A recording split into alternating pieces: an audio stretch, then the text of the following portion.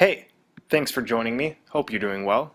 Throughout the 14th and 15th centuries, the North Polar Arctic was imagined not as an uninhabitable sheet of ice as modern-day scientists and cartographers hold, but as a series of circular islands. The number of islands vary among these maps, although striking similarities can be seen, even on maps that were made thousands of miles away from one another.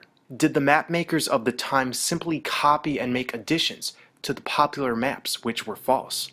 Or perhaps, as I'm proposing, that this series of Arctic lands is not made up, but exists on our Earth.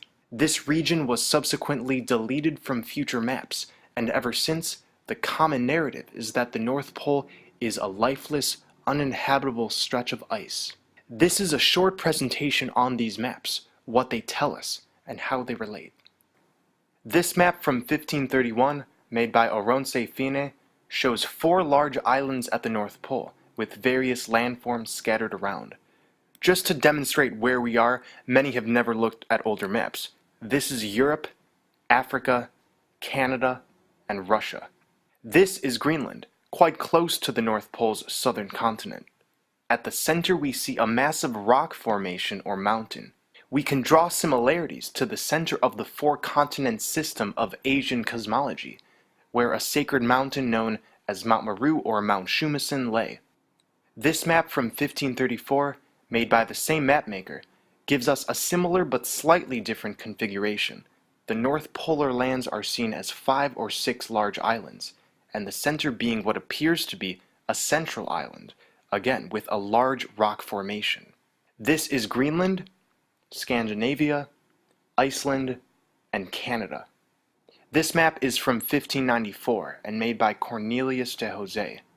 At first glance, we notice how magnified the North Polar region is compared to the previous maps. Instead of Oronce Fine's version with large bodies of water separating the island, we have the 4-continent system divided by thin canals, which meet at the center, where there is again seemingly a massive rock. For reference, we have Greenland, Scandinavia, Iceland, and Canada. This map, also from 1594, by Petrus Plancius, shows these same 4 continents, but separated via hemisphere. The inland sea where the 4 rivers meet is very pronounced, and again, we can marvel at how large of a system this is, and also how close it is to what we would call these outer lands. This map from 1595 by Gerhard Mercator gives us a close-up of this system. In small letters reads, Rupes nigra et altissima, the black and very high rock, at the center. There is a mountain range surrounding each island continent, which in one of Mercator's letters he describes as being 14 miles wide. This is a version from 1608. It's interesting that in previous versions of this map, the southern continent isn't sort of blurred out, but is extended. The smaller islands below are completely different. It's hard to tell, but Greenland is practically touching this island with a land bridge, or it could be a thin canal, no more than 5 to 10 miles wide.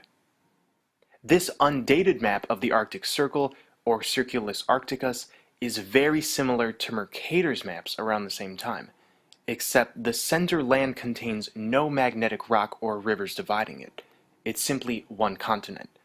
The word Hyperborea, which labels this continent, refers to the mythological far northern Greek paradise of Hyperborea, the land beyond the north wind.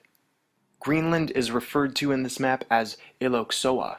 To the right is Scythia, which is interesting because in the 4th century BC, Aristotle wrote of Hyperborea as being past the Riphean Mountains, on the borders of Scythia, although no topography is shown on this map. This is an undated Japanese map with no name attached. It looks like it's probably from the mid-1500s.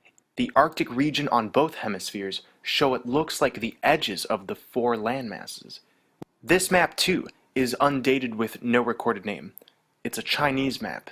We clearly see the northern half of the same structure shown in Mercator maps, the indrawing seas, dividing rivers, large rock at the center.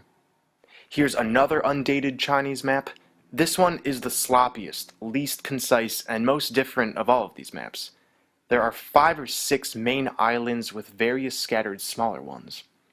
And just for reference, this is Canada, Russia, and this landmass appears to be Greenland. This map from 1567 by Abraham Ortelius includes at the North Pole 2 of the 4 island continent system, and this is like the original Mercator maps, showing Greenland with either a connecting land bridge or a thin canal between the borders. All compasses on Earth point to the Holy Grail, attracted by the magnetic Mount Meru at the center of our flat plain, the crater into which when we enter, we are brought into a mystical, hidden land, one which is not affected by the parasitism which is so common on these outer lands.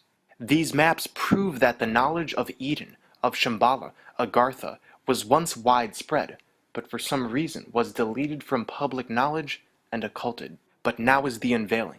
The gates of Eden are open, and pretty soon the North Seal Project will be taking the initial trip in order to inspire future waves. We could call this an exodus, a return to the cradle, back to the Garden of Eden. Thank you for watching. I love you all.